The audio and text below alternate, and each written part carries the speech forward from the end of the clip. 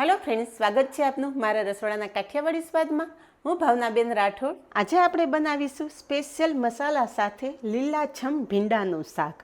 તો ફ્રેન્ડ્સ, ઘણાની એવી કમેન્ટ છે કે ભીંડાના શાકમાં ગમે એટલી પ્રોસેસ કરીએ ભીંડાનું શાક ચીકણું જ થાય, પણ આજે તમારી ધારણા ખોટી પડશે, કારણ કે આજે મેં તમારી સાથે એવી ટિપ્સ શેર કરેલી છે કે પહેલી જ વખતમાં તમારું ભીંડાનું શાક પરફેક્ટ બનશે। તો વિડીયો બિલકુલ સ્કીપ કર્યા વગર જોજો।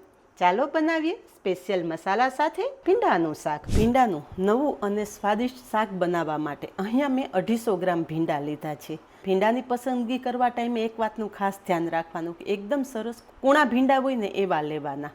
ભીંડા તમે જ્યારે લો ને ત્યારે આ રીતે ઘણા લોકો કટ કરીને લેતા હોય છે, જેથી ભીંડા કડક છે કે કૂણા છે એ ખબર પડે। તો મેં અત્યારે 250 ગ્રામ ભીંડા એકદમ સારી રીતે ધોઈ અને ચોખ્ખા કપડાથી લૂછી લીધા છે। ફ્રેન્ડ્સ, જ્યારે તમે ભીંડા લો ને આ રીતે આખા લેવાના। આ રીતે તમે અત્યારે કટ કરીને બતાવ્યું એવી રીતે જો તમે કટ કરીને લેતા હોય ને તો ભીંડાને ધોવાની જરૂર નથી। આ રીતે કટ કરેલા ભીંડા તમે ધોશો ને તો અંદર પાણી ભરાઈ જશે, પરિણામે શાક એકદમ ચીકણું થશે। તો તમે કહેશો કે ભાવનાબેન, તમે કીધું હતું કે ભીંડા ધોઈને પછી ઉપયોગમાં લેવાના, તો અમારું શાક તો ચીકણું થયું। પણ જો તમે ભીંડા કટ કરીને લેતા હોય તો ભીંડાને ચોખ્ખા કપડાથી એક વખત સરસ લૂછી લેવાના અને પછી ઉપયોગમાં લેવાના। તો અહીંયા ચોખ્ખા કરેલા ભીંડા આપણે સમારી લેશું। ભીંડાનો આગળ અને પાછળનો ભાગ અલગ કરી વચ્ચે એક કાપો કરી લેવાનો અને મીડિયમ સાઇઝના આ રીતે ટુકડા કરી લેવાના। આજે આપણે ભરવાની ઝંઝટ વગર એકદમ નવી રીતે ભીંડાનું શાક બનાવવાનું છે। ફ્રેન્ડ્સ, મસાલો પણ નવો કરશું અને ભીંડાનું શાક પણ એકદમ નવી રીતે બનાવશું। અહીંયા તમે જુઓ કે આપણા ભીંડા એકદમ સરસ કૂણા છે। સમારીએ ને એટલે એક વખત આ રીતે ચેક કરી લેવાનું, જેથી ભીંડો અંદર ખરાબ હોય ને તો આપણને આઈડિયા આવે। તો અહીંયા બધા જ ભીંડા સમારી લીધા છે। આ રીતે આપણે કાપો કરી અને બધા ભીંડા સમારતું જવાનું અને જોતું જવાનું, જેથી ખરાબ ભીંડા હોય તો તમે અલગ કરી શકો। સમારેલા ભીંડા સાઈડ પર રાખી દેશું અને શાક માટેનો એક સ્પેશિયલ મસાલો તૈયાર કરી લેશું। મિક્સર જારમાં 15 થી 20 સિંગદાણા ઉમેરશું। સિંગદાણા અત્યારે આપણે કાચા જ લીધેલા છે। સાથે 1 ચમચી વરિયાળી, 2 ચમચી સફેદ તલ, 5 કળી લસણ। લસણ ના ખાતા હોય તો સ્કીપ કરી દેવાનો। 1 ચમચી ચણાનો લોટ। ચણાનો લોટ ખાસ ધ્યાન રાખવાનું કે માત્ર 1 જ ચમચી ઉમેરવાનો છે। જો વધારે ચણાનો લોટ ઉમેરી દેશો ને તો શાકમાં ઉમેરેલું તેલ બધું ચણાનો લોટ એબ્ઝોર્બ કરી લેશે, પરિણામે શાક તમારું તેલ વગરનું એકદમ સૂકું લાગશે। મિક્સર જારમાં ઉમેરેલી બધી જ સામગ્રી પીસી લેશું। અહીંયા બધી જ સામગ્રી પીસી લીધી છે। પીસેલી બધી સામગ્રી એક પ્લેટમાં લઈ લેશું। ચણાનો લોટ તમે અલગથી પણ ઉમેરી શકો છો, પણ જ્યારે આ બધા મસાલા પીસો ત્યારે ચણાનો લોટ ઉમેરી દો ને તો બધા જ મસાલા સાથે લોટ એકદમ સરસ સેટ થઈ જશે। અહીંયા પીસેલો બધો જ મસાલો એક પ્લેટમાં લઈ લીધો છે। હવે થોડા બેઝિક મસાલા કરી લઈએ। તો જેમાં મેં 2 ચમચી લાલ મરચું પાવડર લીધો છે। લાલ મરચું પાવડર તમારા ટેસ્ટ મુજબ લેવાનો, પણ આ ભીંડાનું શાક થોડું તીખું અને ચટપટું વધારે ટેસ્ટી લાગે છે। 5 ચમચી જેટલી હળદર, 1 ચમચી ધાણા જીરું, સ્વાદ પ્રમાણે મીઠું ઉમેરશું। સાથે ફ્રેશ સમારેલી કોથમરી ઉમેરી દેશું અને બધો જ મસાલો હાથેથી ચોળી અને સરસ મિક્સ કરી લઈશું। ફ્રેન્ડ્સ, આ રીતે મસાલો બનાવી અને તમે સ્ટોર પણ કરી શકો છો, પણ જો તમારે મસાલો સ્ટોર કરવો હોય ને તો લસણ અને કોથમરી જ્યારે તમે મસાલાનો ઉપયોગ કરો ને ત્યારે નાખવાના। બાકીના મસાલા ઉમેરી અને તમે આ રીતે મસાલો બનાવી અને ફ્રીજમાં 2 મહિના સુધી સ્ટોર કરશો ને તો પણ તમારો મસાલો બિલકુલ ખરાબ નહીં થાય। જ્યારે પણ ભરેલા શાક બનાવવા હોય તો ઇન્સ્ટન્ટ તમે આ મસાલાનો ઉપયોગ કરી અને 10 મિનિટમાં કોઈ પણ ભરેલા શાક તૈયાર કરી શકો છો। તો અહીં આપણો સ્પેશિયલ મસાલો તૈયાર થઈ ગયો છે। હવે શાક બનાવી લઈએ। શાક બનાવવા માટે ગેસ પર કડાઈમાં તેલ ઉમેરશું। ભીંડાના શાકમાં તેલનું પ્રમાણ થોડું વધારે હોય, પણ તમે તમારા ટેસ્ટ મુજબ ઉમેરી શકો છો।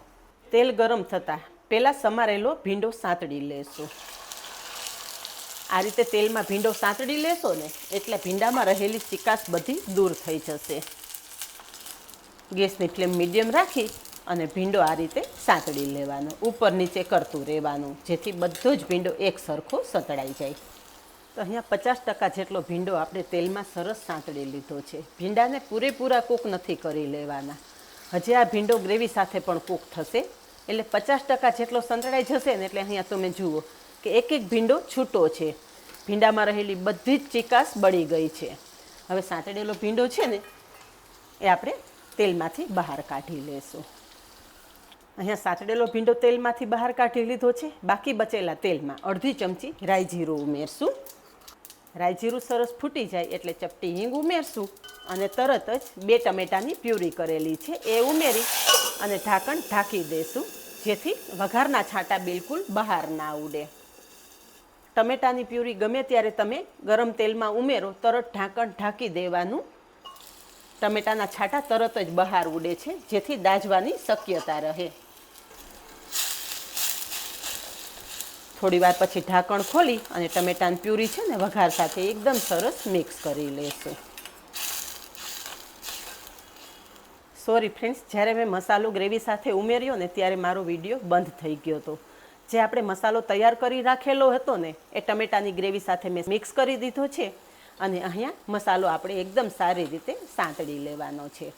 તેલ છૂટું પડે ત્યાં સુધી આ મસાલો સાંતળવાનો છે, કારણ કે આમાં મસાલામાં આપણે બધી જ કાચી સામગ્રી ઉમેરેલી, જેથી ગ્રેવી સાથે બધી જ સામગ્રી સરસ કૂક થઈ જશે અને શાકનો સ્વાદ અનેક ગણો વધી જશે. ઘણી જગ્યાએ તમે જોયું હશે કે શાકમાં ગમે એટલું તેલ ઉમેરેલું હોય ને તો પણ શાકમાં તેલ અને મસાલા ક્યારેય ના દેખાતા હોય. એનું કારણ એ છે કે તમે શાકમાં ગ્રેવી પ્રોપર સાંતળેલી ના હોય અને શાકમાં મસાલા ઉમેરી અને તરત જ શાકમાં પાણી ઉમેરી દેતા હોય. આ રીતે કરો ને તો પાણી ઉમેરવાથી તમારા મસાલા ચડતા નથી અને મસાલાનો પ્રોપર ટેસ્ટ નથી આવતો. મસાલા ગ્રેવી સાથે એકદમ સારી રીતે સાંતળી લો ને તો જ તમારું શાક એકદમ સ્વાદિષ્ટ તૈયાર થાય. અને ફ્રેન્ડ્સ, તમે બધા જાણો જ છો કે મારો પ્રયત્ન હંમેશા એવો જ હોય છે કે મારા વ્યુઅર્સ સાથે એકદમ સિમ્પલ અને સ્વીટ રેસીપી શેર કરું. ઘરના સિમ્પલ મસાલા સાથે બધી જ રેસીપી બનાવેલી હોય તો પણ તમે જાણો જ છો કે આપણી રેસીપી એકદમ મસ્ત જ તૈયાર થયેલી હોય. તો ફ્રેન્ડ્સ, મારા આવા પ્રયત્ન સાથે જો તમે સહમત હોય ને તો મારા વિડીયોને એક લાઇક ચોક્કસ આપજો અને આવા જ નવા વિડીયો જોવા માટે ચેનલને સબસ્ક્રાઈબ પણ કરી લેજો અને પાસે રહેલું બેલ પણ પ્રેસ કરી રાખજો, જેથી આવનારા બધા જ નવા વિડીયોની નોટિફિકેશન સૌથી પહેલાં આપને મળે. તો અહીંયા તમે જુઓ કે વાતમાં આપણી ગ્રેવી એકદમ સરસ સંતળાઈ ગઈ છે. બધું જ તેલ સરસ છૂટું પડી ગયું છે. આ જ પ્રોપર ગ્રેવી સંતળાયાની નિશાની છે. તમે જુઓ કે આ રીતે હું ગ્રેવી ભેગી કરું ને તો પણ શાકમાં ઉમેરેલું બધું તેલ આ રીતે છૂટું ને છૂટું રહે છે. મીન્સ કે આપણી ગ્રેવી એકદમ મસ્ત તૈયાર થઈ ગઈ છે. હવે આ રીતે આપણી ગ્રેવી મસ્ત સંતળાઈ જાય ને એટલે જે આપણે સાંતળીને રાખેલો ભીંડો છે ને એ ગ્રેવી સાથે ઉમેરી દેશું.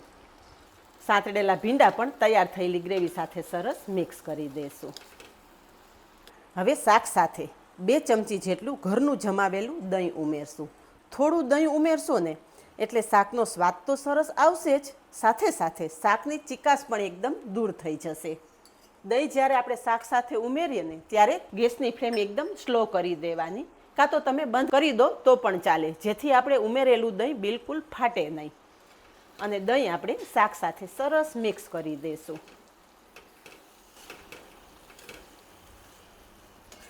હવે અહીંયા દહીં આપણે શાક સાથે એકદમ સરસ મિક્સ કરી દીધું છે. એકાદી મિનિટ ઢાંકણ ઢાંકી દઈશું, જેથી દહીં શાક સાથે એકદમ સરસ સેટ થઈ જાય અને શાક આપણું એકદમ ટેસ્ટી થાય. થોડી વાર પછી ઢાંકણ ખોલીને જોઈએ ને તો વાવ, શાકનો દેખાવ તો જુઓ ફ્રેન્ડ્સ. શાકમાં ઉમેરેલું બધું જ તેલ છૂટું પડી ગયું છે અને શાકનો કલર તો જુઓ એકદમ મસ્ત લાલ ચટક. હવે આ શાકમાં આપણે દહીં અને ટમેટાં બંનેનો ઉપયોગ કરેલો છે, તો બધા સ્વાદને બેલેન્સ કરવા 1 ચમચી ખાંડ ઉમેરશું. તમને જો ગળાશ પસંદ ના હોય તો ખાંડ સ્કીપ કરી શકો છો. અને થોડી ફ્રેશ સમારેલી કોથમરી ઉમેરી દઈશું. બધું જ હળવા હાથે સરસ મિક્સ કરી લઈશું. અહીંયા તમે જુઓ ફ્રેન્ડ્સ, બધું મિક્સ કરવા છતાં પણ શાકમાં ઉમેરેલું તેલ બધું છૂટું જ રહે છે. તો જોતાં જ ખાવાની ઈચ્છા થઈ જાય ને એટલું મસ્ત ભીંડાનું શાક તૈયાર થઈ ગયું છે. તૈયાર થયેલું ભીંડાનું શાક સર્વ કરીએ. તો જોયું ને ફ્રેન્ડ્સ કે આપણું ભીંડાના શાકમાં એક ભીંડો સરસ છૂટો છે અને ભીંડાનો કલર પણ એકદમ લીલોછમ જળવાઈ રહેલો છે. તો તમને પણ જો ભીંડાનું શાક બનાવવામાં કોઈ પ્રોબ્લેમ આવતા હોય ને તો એક વખત મારી રીતે તમે આ ભીંડાનું શાક બનાવજો. બિલકુલ ચીકણું નહીં થાય અને સ્વાદ તો એવો કે એક વખત બનાવો ને તો વારે વારે ભીંડાના શાકની ફરમાઈશ આવે. આ જ રીતે બનાવો અને કમેન્ટમાં જણાવો કે સ્પેશિયલ મસાલા સાથે બનેલા ભીંડાના શાકની રેસીપી કેવી લાગી. આજે બસ આટલું જ. મળીએ નેક્સ્ટ વિડીયોમાં. ત્યાં સુધી બાય. Thank you.